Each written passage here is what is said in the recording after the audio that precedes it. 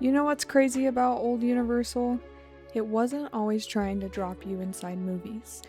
It used to try and show you how movies were made, and I don't think there's a better example of that than an attraction that a lot of people remember but don't really talk about much anymore. And that's Earthquake, the big one.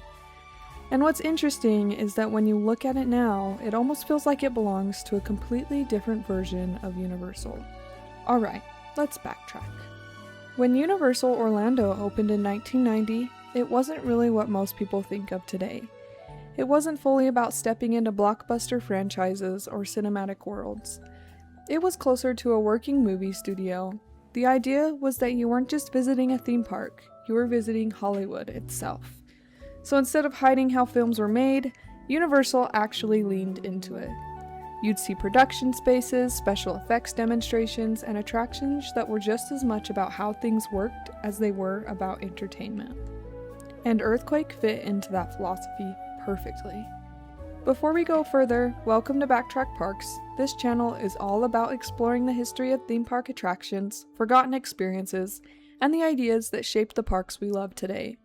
And if that's your kind of thing, feel free to subscribe. There's always more stories to backtrack.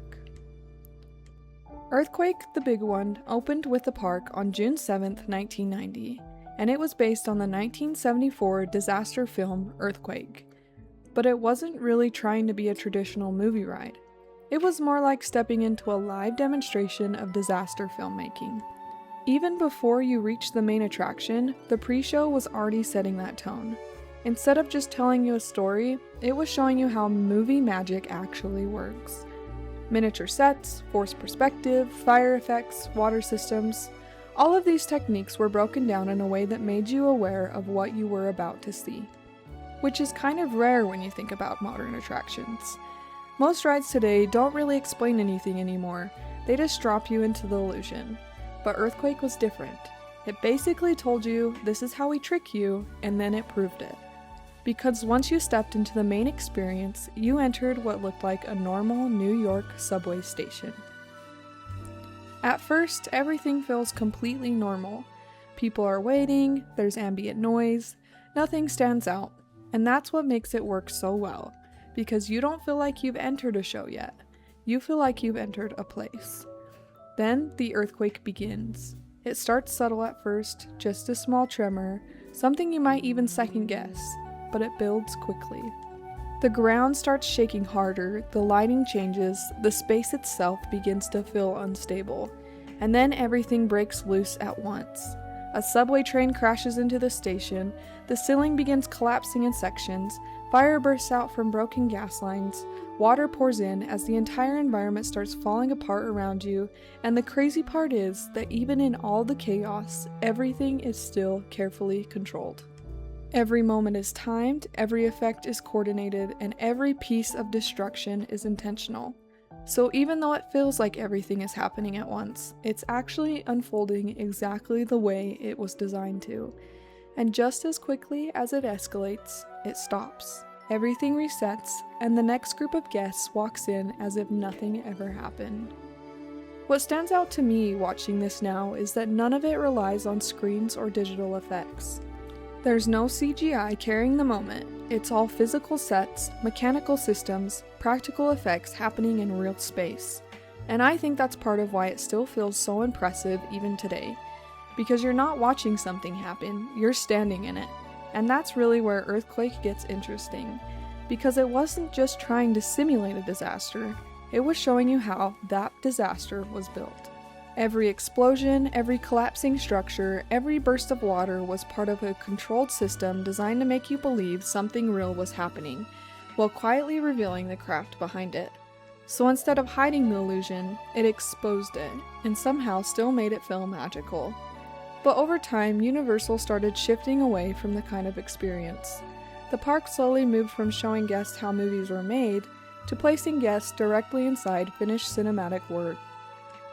Earthquake was eventually reworked into Disaster, a major motion picture ride starring you, and then years later, even that version closed. In 2015, it was replaced by Fast and Furious Supercharged, which really represents a different direction entirely. Less about the process of filmmaking, more about being inside the final product, less about understanding how things are built, and more about just experiencing the outcome. And I think that shift is where Earthquake becomes really interesting in hindsight, because I never got the chance to experience it myself, but the more I look into it, the more I understand why people still talk about it. It wasn't just a ride where things happened around you, it was an experience that let you see how those things were created. That combination of entertainment and transparency is something that feels a lot less common today. And while modern attractions do immersion incredibly well, something about behind-the-scenes feelings feels harder to find now. Looking back, Earthquake wasn't just impressive because of its effects, it was impressive because of what it was trying to do. It was a theme park attraction that didn't just tell a story, it showed you how the story was built.